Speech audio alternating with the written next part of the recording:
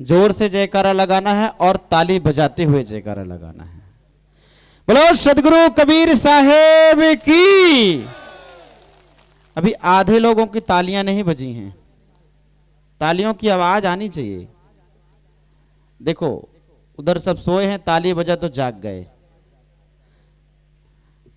बोलो सदगुरु कबीर साहेब की, सदगुरु कबीर साहेब की, सदगुरु कबीर साहेब की, सदगुरु कबीर प्राकट्य लहर तारा धाम की, गुरु धनीधर्मदास साहेब की, चार गुरु वंश 42 की, पंचजूर साहेब की, परम पूज्य श्री धर्माधिकारी साहेब की, सभी संत महापुरुषों की, आज के आनंद की, साहेब बंदगी साहेब। बहुत सुंदर हम साहेब जी के आशीर्वचन श्रवण कर रहे थे। आइए अब हम जिनका इंतजार कर रहे हैं, त्याग वैराग्य तपोनिष्ठ ज्ञान के दाता मुक्ति प्रदाता कबीर पंथाचार्य पंचजूर साहब के चरण कमलों में त्रैबार बंदगी करते हुए निवेदन करते हैं कि आप अमृत रूपी ज्ञान की वर्षा से हम सबको लाभान्वित करें। साहेब बंदगी साहेब।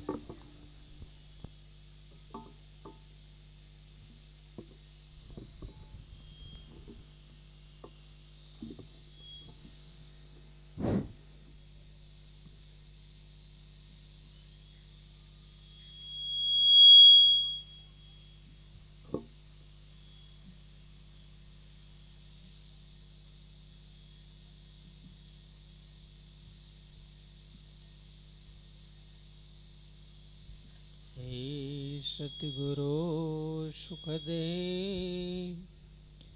जगदेक बंधो, हे शांतिदांत भगवन करुणैक सिंधु, हे मुक्तिदायक यतीन्द्र शिरोमणे, मामद्य पालय निजं शरणागतं त्वाम्।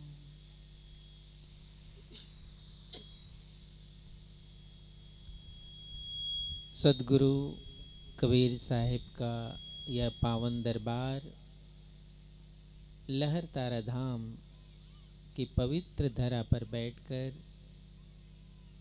हम सभी सदगुरु कबीर साहिब की उस पावन प्राकट्य महोत्सव के शुभ अवसर पर यहाँ उपस्थित हैं। ज्येष्ठ पूर्णिमा का यह पावन अवसर लहर तारा धाम के लिए सदगुरु की कृपा को स्मरण करने का अवसर होता है और उसी पवित्र भावना को लेकर आज यहाँ भारत के कोने कोने से पधारे मंच पर विराजित सभी श्रद्धेय महंत साहेब, संत समाज, भक्त प्रेमी जिज्ञासुजन, आप सब यहाँ पधारे इस विषम परिस्थिति में ये साहेब के प्रति आपका समर्पण श्रद्धा और भाव को दर्शाता है। आपकी श्रद्धा को हम वंदन करते हैं। सदगुरु कबीर साहिब के नाम से इतनी बड़ी परंपरा आगे बढ़ी, अनेक शिष्य परंपरा के साथ और साधना के साथ, और सदगुरु कबीर साहिब के जो दिव्य विभूति थी उसके साथ जो परंपरा आगे बढ़ी और जो एक जीवन दर्शन मानव मात्र को साहेब के विचरण करने से प्राप्त हुआ, उसी का फल है आज यहाँ ही नहीं, देश के कोने कोने में सद्गुरु कबीर साहिब के वचन उपदेशों को स्मरण करते हैं। अभी हमारे पटना से पधारे महंत मनमंग साहब कह रहे थे, संत खजेड़ी में भजन गाते हैं। बिहार और यूपी का जो प्रांत है, इस प्रांत में 2, 4, 5 संत टोली बनाकर साहिब के भजन को जिस भाव से वो गाते हैं, वो भाव बड़े बड़े संगीतज्ञ के जीवन में देखने को नहीं मिलता। ये प्रभाव है सद्गुरु के शब्द का, और शब्द ही से आपको मार्ग मिलता है। इसीलिए साहेब कहते हैं, ज्ञानी मारे ज्ञान से, और मूर्ख मूर्ख कोई ज्ञान से नहीं मारता है। उसके पास लाठी डंडा अस्त्र शस्त्र होता है, उसी से अपना काम चलाता है। लेकिन ज्ञानी जो है वो केवल शब्द से कहता है। और जितने साधक हुए, दार्शनिक हुए, सभी ने शब्द से ही इस पूरे मानव समाज को जागृत किया।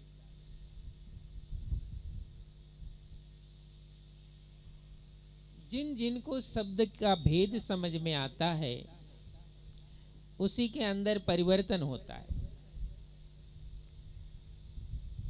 और ये जो भक्ति पक्ष है या साधन पक्ष है, इसमें पहुंचने के लिए या तो सद्गुरु को बहुत मेहनत करनी पड़ती है। तभी तो साहेब ने कहा ना, गुरु धोबी सिस कापड़ा, साबुन सिरजनहार, सुरत शिला पर धोइए निकसे ज्योति अपार। गुरु वह धोबी है, धोने वाला है, जिसकी तुलना उस धोबी से नहीं किया जा सकता। वह धोबी तो तुम्हारे कपड़े को अच्छा धोता है, अपना गंदा कपड़ा पहने ही रहता है। देखा तुमने धोबी को? नहीं देखा। तुम्हारा कपड़ा अच्छा से धोएगा वो, अपने उसके पास खुद का कपड़ा अच्छा नहीं होता है। लेकिन जो सद्गुरु हैं, वो तुम्हारी सुरति को, तुम्हारे अंदर जो कसमल है, उसको उस ऊंचाई पर ले जाकर धो देता है। उस ऊंचाई पर तुम्हें पहुंचा देता है जहां वो ऐसा उज्जवल होता है, ऐसा निर्मल होता है कि अब वो कभी गंदा होता नहीं है। वो धोबी है सद्गुरु। इसलिए उनके पास उनके शब्दों को सुनना, धारण करना, ग्रहण करना, किसी को अपने जीवन में यदि कुछ पाना है तो वहां तक तो यात्रा करनी चाहिए। और वहां तक यदि तुमने यात्रा नहीं की है तो ये बहुत बड़ी चूक हो गई। क्योंकि जीवन को आप अपने जीवन को समझें, जीवन को देखें, ये सद्गुरु का उपदेश है। जब मनुष्य जन्म लेता है, उसका जन्म इस संसार में होता है, तो वो थोड़ा सहज होता है, सहज रहता है। बहुत कुछ उसके जीवन में होता नहीं है। बाल सुलभ अवस्था रहती है, निर्मल रहता है, पवित्र रहता है, उसके हर चीज़ों को हम उस पर उंगली नहीं उठाते, उनको कहे ये बाल स्वरूप है, ये बाल स्वभाव है, उसे स्वीकार करते हैं। लेकिन जब वह धीरे धीरे परिपक्व होने लगता है, अब हम उसे स्वीकार नहीं करते, अब उस पर उंगली उठाते हैं। ये ठीक नहीं है, ये ठीक नहीं है। तो साहेब ने जो जीवन को संदेश दिया उसको समझना जरूरी है। साहेब का संदेश है, तुम सहज थे और अब असहज हो गए, लेकिन ये बहुत बड़ी तुमको पीड़ा है कि मैं सहज से असहज हो गया, लेकिन अब मुझे सहज होना है, मुझे सहज होना है।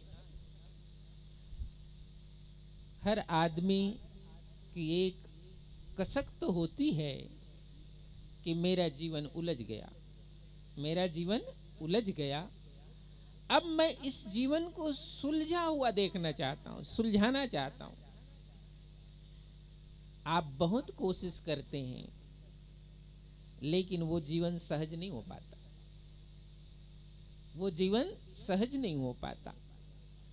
वहीं पर ही, उसी अवस्था में ही किसी सहज सद्गुरु की जरूरत पड़ती है कि तुम्हारा जीवन फिर से सहज बन जाए। तुम खुद ही चाहते जरूर हो कि सहज बन जाए, लेकिन वो तुम्हारे कोशिश से होता नहीं है। सदगुरु कबीर साहब तो अपने शिष्यों को ये उपदेश दिए, संतों सहज समाधि भली।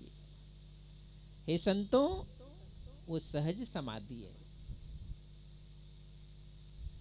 वो समाधि कैसे सहज है, कैसे जीवन सरल है? तो जितने जीवन में गांठें आई है, यदि आप उसे सुलझा सकते हो, उन गांठों से मुक्त हो सकते हो, तो जीवन सरल हो जाएगा, जीवन सहज हो जाएगा। भार उतार आप सिर लिन्हा, उस भार को उतार कर ही सहज होया जाता है। भार भले जीवन में आया है, लेकिन भार से लदा हुआ जीवन कभी सहज नहीं होता। वो किसी का जीवन हो, वो सामान्य व्यक्ति का हो, विशिष्ट व्यक्ति का हो, धनी मनी गरीब अमीर, किसी का भी हो, भार से लदा हुआ जीवन कभी सहज होता नहीं। और सद्गुरु इस जगत में, इस संसार में हमारी उसी बेचैनी को देखते हैं, उसी उलझन को ही देखते हैं। ये संसार में मनुष्य कैसे अपने ही बनाए हुए जाल में उलझ गया।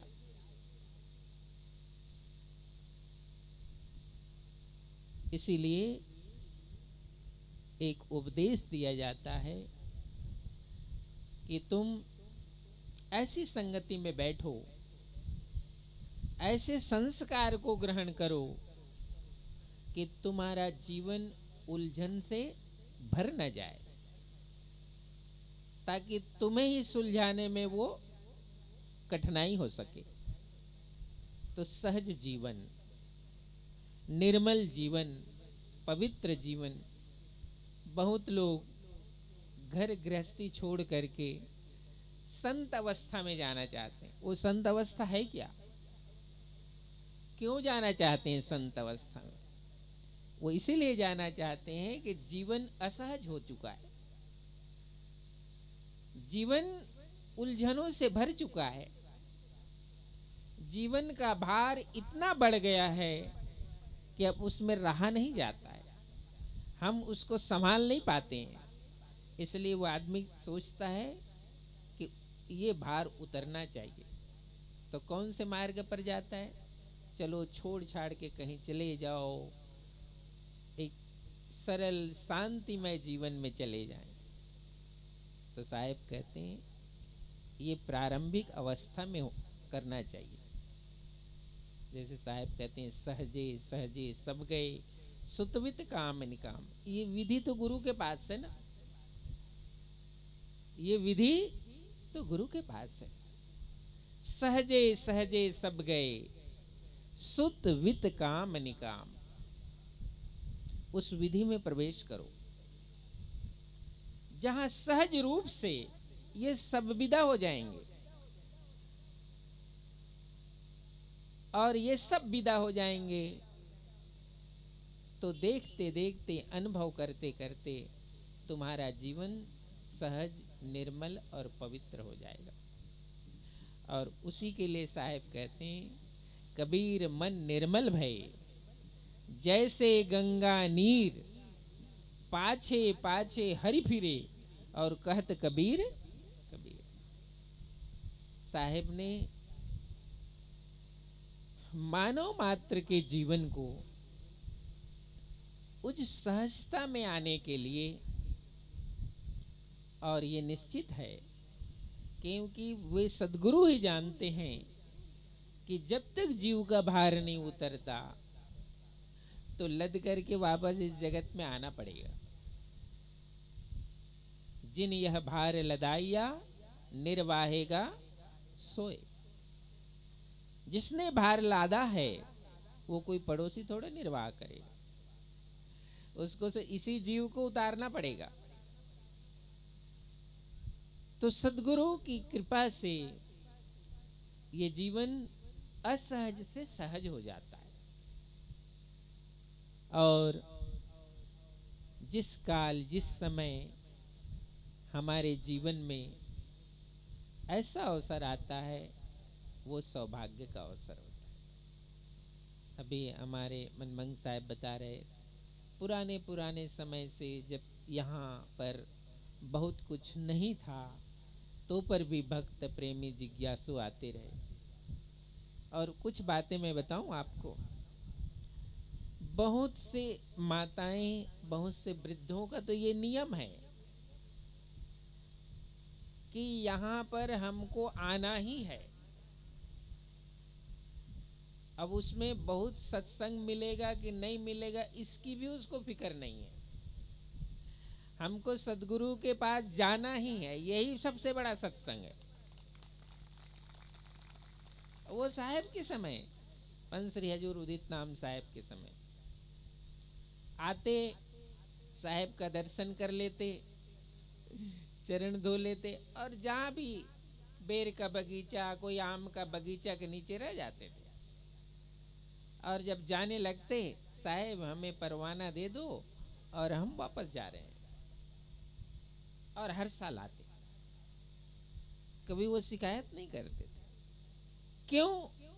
क्योंकि सद्गुरु के समीप आकर के ये जो अमृत वो पान करता था, दर्शन का, सहजता का, सरलता का, वो दूसरे जगह उसे प्राप्त होता नहीं है। तो जीवन में आप प्रवेश तो करते हो कहीं कहीं, लेकिन उस अवस्था को नहीं प्राप्त कर पाते। और उस अवस्था को प्राप्त नहीं कर पाते इसलिए जीवन सहज नहीं बनता है, जीवन में हमेशा उलझन बनी रहती है। गुरु के चरणों में आकर गुरु के सानिध्य को प्राप्त कर आप एक उस सहज अवस्था में प्रवेश करते हैं जहां दर्शन, जहां सद्गुरु के पास पहुंचना ही एक अद्भुत आनंद का अनुभव प्राप्त करने जैसा होता था। और भी बता दूं, जब यहां से साहब निमंत्रण भेजते थे, अब तो निमंत्रण जब हम भेजते हैं, अब चिट्ठी का तो कोई जमाना नहीं रहा, लेटर का कोई जमाना तो था है नहीं। तो पहले जब चिट्ठी जाती थी तो उधर से भक्त लोग वापस चिट्ठी भेजते थे कि साहेब हमको आपका निमंत्रण मिल गया और हम साहेब दर्शन करने आएंगे। जो दर्शन करने नहीं आते थे वो लेटर में लिख कर भेजते थे, साहेब इस बार हम दर्शन के लिए उपस्थित नहीं हो पाएंगे, साहेब हमारे लिए आप आरती का परवाना जरूर भेज देना। सुरती साहेब में लगी रहती, भले वो आ नहीं पाते थे लेकिन सुरती साहेब में लगी रहती थी। तुम ऐसे निर्मल होते, तुम ऐसे पवित्र होते, आपकी पवित्रता, आपकी निर्मलता वो आपकी विधि है। इसलिए अभी हमारे वो क्या नाम बिहार से जो महात्मा जी भजन गाए थे, क्या भजन था भाई वो? सुरती सजन, सुरती चलो सजन की ओर, वो भजन उन्होंने गाया था ना। वो शिष्य कहता है मेरी सुरती तुम मेरे पास ही हो और मेरा सजन भी मेरे पास है। गड़बड़ी ये हो गई है, सुरती सजन से विमुख हो गई है। सुरती जो है सजन से विमुख हो गई। उसी सुरती को वो कह रहा है साधक, सुरती तुम सजन की ओर चल। तुम दुखी इसलिए है कि तुम सजन से विमुख है, तुम पास रह कर भी दुखी हो। ये कितना अच्छा भजन साहेब ने, यही तो असहज मार्ग है। हमारा जीवन का असहज होना क्या है? यही बात को इस शब्द में कहा गया है, सुरती सजन भी पास में है और सुरती भी पास में, लेकिन सुरती सजन से विमुख है, इसलिए सब उलझन है। इसलिए उस सुरती को कहा जा रहा है, हे सुरती तुम सजन की ओर चल, ये सब विघ्न खत्म हो जाएगा। ये जब जो उलझन है ये टूट जाएगा, ये बिखर जाएगा। तुम सजन की ओर सुरती कर। इसलिए साहेब का जो उपदेश है वो बाहर बहुत धोने से नहीं है, बाहर बहुत धोने से नहीं है। साहेब के उपदेश से भीतर उज्जवल हुआ जाता है, भीतर पवित्रता आनी चाहिए। आपकी वाणी से आप ऐसी वाणी बोलो जिसमें आपका नेचर दिखाई पड़े, केवल वाणी नहीं दिखाई पड़े। ये वाणी किसकी है, ये आवाज किसकी है, उस आवाज से पहचान हो जाती है आदमी की। जब बहुत कोई साधु पुरुष है, सज्जन पुरुष है, जिसके बहुत कुछ में ताकत है, उसकी एक आवाज में बहुत सारे लोग खड़े हो जाते हैं कि वो सज्जन पुरुष की वाणी है, उसमें पवित्रता है।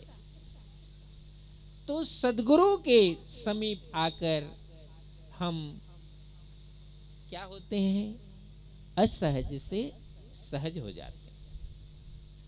और जैसे जैसे सहजता आती है, तो साहेब ने एक और उदाहरण दिया सहज होने का। मांगे मिले सो दूध सम, क्या भाई यही है, मांगे मिले सो दूध सम। ये तो गड़बड़ हो गया।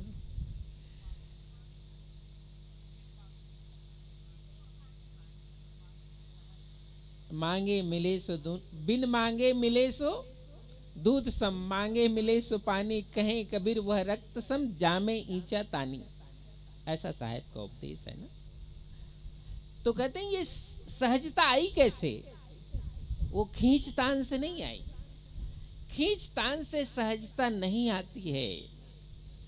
खींचतान से जो भी प्राप्त होता है, साहेब कहते हैं वो द्वंद्व समय, वो रक्त समय, उसमें सहजता नहीं है। सहजता आती है आपके निर्मल होने से, आपके पवित्र होने से। इसलिए ये संतों गुरुजनों का ही प्रताप है। उसमें लिखा है गणिका गिद्ध अजामिल नहाए। सत्संग ऐसी दरिया है जहां गणिका जैसे लोग, अजामिल जैसे लोग और बड़े बड़े क्रूर लोग उस सत्संग के दरिया में को प्राप्त करके अपने जीवन को सहज बनाने में लग गए। तो ये निश्चित है कि सद्गुरु का जो सानिध्य वो क्या है? सद्गुरु का सानिध्य है। मैं मानता हूँ जीवन असहज हो चुका होगा ये लंबी यात्रा में, लेकिन अब उसे आप सहज बनाओ, निर्मल बनाओ, पवित्र बनाओ, और खींचतान से नहीं, द्वंद से नहीं, सुरति को सजन की तरफ मोड़कर सहज बनाया जाता है। अपने सुरति को अपने सजन, अपने सद्गुरु की तरफ मोड़ करके ही हम जीवन को सहज, सरल और निर्मल बनाते हैं। और यही मुकाम ही है। आप खुद जब असहज होते हैं तो आपको खुद ही फील होने लगता है कि मेरी स्थिति और परिस्थिति अच्छी नहीं है, क्योंकि सब उल्टा पुल्टा है। तो सद्गुरु के सानिध्य में बैठकर हम अपने जीवन को सहज, सरल और निर्मल बनाते हैं। और ये निश्चित है कि बड़े बड़े जो संत हैं, भक्त हैं, प्रेमी हैं, साहिब के दरबार में उपस्थित हो जाना ही अपने लिए सौभाग्य मानते हैं। जब यहाँ पर 1967 में साहिब ने झंडा गाड़ा, पहली बार सतनाम ध्वज का पूजन हम किए ना, तो 1967 में पहली बार सतनाम का ध्वज इस लहरताला पर स्थापित किया गया। तो उस समय उस ध्वज को जब लोग स्पर्श करने लगे तो कोई महंत ने कहा, देखो भाई, इस ध्वज को आप स्पर्श तो कर रहे हो, लेकिन एक संकल्प करके जाना कि साल में मैं एक बार इस ध्वज को नमन करने जरूर आऊंगा, तब तो इसको छूना, क्योंकि आज पहली बार इस ध्वज का पूजन हो रहा है। तो तुम संकल्प करके जाना कि मैं साल में एक बार जरूर इस ध्वज को वंदन करने जरूर आऊंगा। और ऐसा बहुत से महंतों और भक्तों ने आजीवन निभाया। तो मैंने अपनी आंखों से देखा ना। उसमें अभी तो हमारे बीच नहीं रहे, वो क्या नाम, सिंधु मुनि साहब, उनके गुरुजी को जब तक वो रहे वो जरूर आते थे। ऐसे बहुत से महंत और बहुत से भक्त, उनको ये फर्क नहीं पड़ता था कि बारिश हो रही है कि आग बरस रही है, को कुछ नहीं।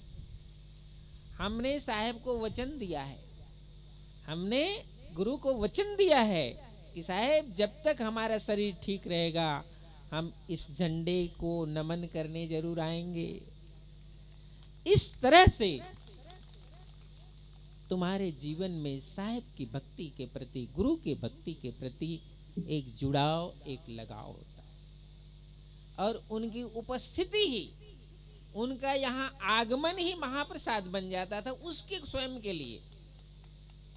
तो मैंने बताया ना, तो ऐसे ऐसे माताएं, ऐसे ऐसे संत, महंत, भक्त तो की श्रद्धा, उनका प्रेम, उनकी सेवा, उनका पुरुषार्थ इस लहरतारा स्मारक के नींव के कण कण में बैठा हुआ है, कण कण में बैठा हुआ है।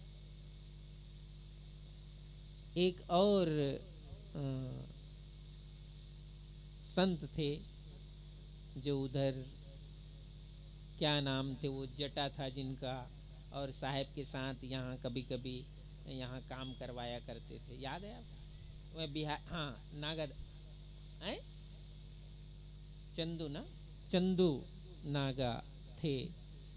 तो यहाँ पर भरी दोपहरी में भी वो साहब के साथ यहाँ खड़ा रहते थे, मैंने अपने आंखों से देखा। तो ऐसे ऐसे जो सद्गुरु के चरणों के प्रति जो तपस्वी लोग थे, जिन्हें लगता था कि ये अपने इष्ट की भूमि बन रही है, तो यहाँ आकर वो कितने कितने तपस्या से इस भूमि को यह स्वरूप प्राप्त हुआ। तो आज आप सब, हम सब भी इस साहेब के पावन धाम में आए और सदगुरु कबीर साहेब का वचन यदि किसी के कान में नहीं गया, किसी के हृदय में नहीं गया, तो वो पास आकर चुक गए। ये तो परफेक्ट समझ लेना, वो पास आकर चुक गया, वो समीप आकर चुक गया। इसीलिए साहेब कहते हैं अपन पव आप ही बिसरो। तुम अपने पैर से ही तुम अपने बिछुड़ गए, दूसरे ने तुम्हें विदा नहीं किया, तुम खुद बिछड़ गए। ऐसे सदगुरु कबीर साहेब की वाणी, वचन और उपदेश है, जिन इसीलिए नाभा साहेब लिखते हैं।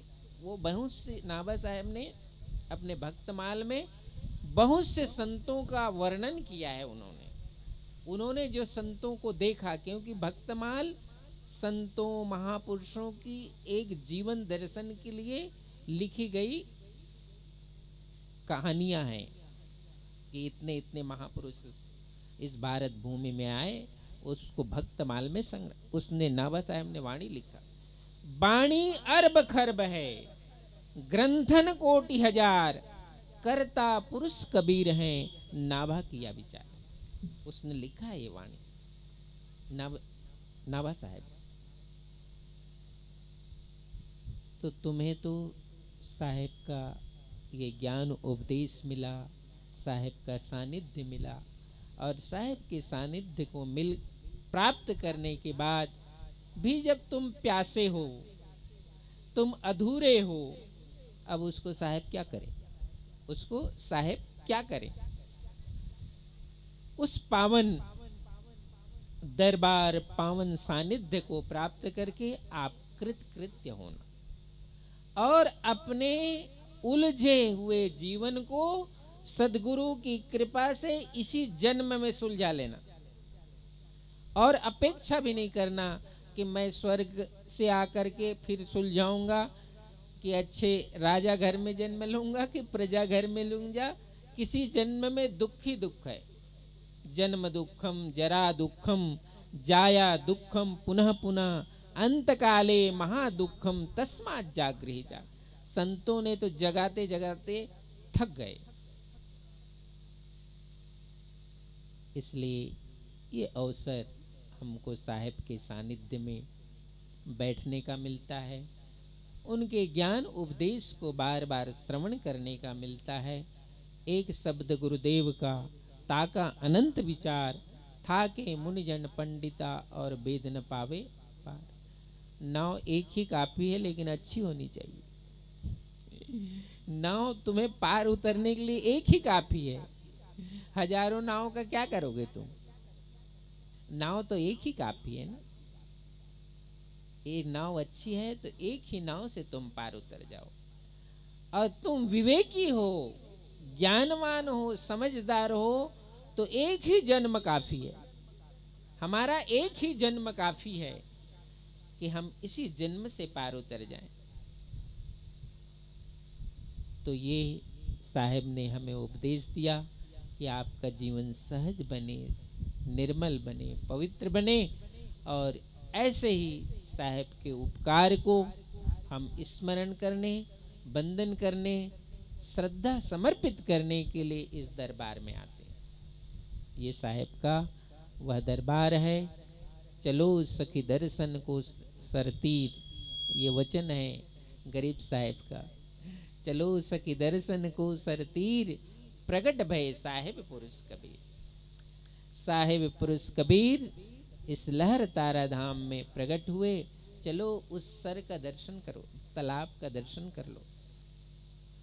शायद तुम्हारा सौभाग्य उदय हो जाए कि इस बहाने, इस यात्रा के बहाने सदगुरु का कोई वचन उपदेश तुम्हारे जीवन को प्रभावित कर ले, और एक शब्द फिर गुरुदेव का तुम्हारे जीवन को पार लगा दे। ऐसा ये धाम, और आप सब इस पावन भूमि पर आए, सबके लिए ढेर सारी शुभकामना। अब समय काफ़ी हो चुका है, वहाँ भी आप सबको भोजन प्रसाद करना है। कल के कार्यक्रम की सूचना आपको मिलेगी तो कल सही समय पर फिर उपस्थित होंगे। बोले सदगुरु कबीर साहिब की। बोलो सदगुरु कबीर साहेब की। साहेब बंदगी साहेब। कल की जो सूचना प्राप्त हुई है, कल प्रातः 9 बजे से सत्संग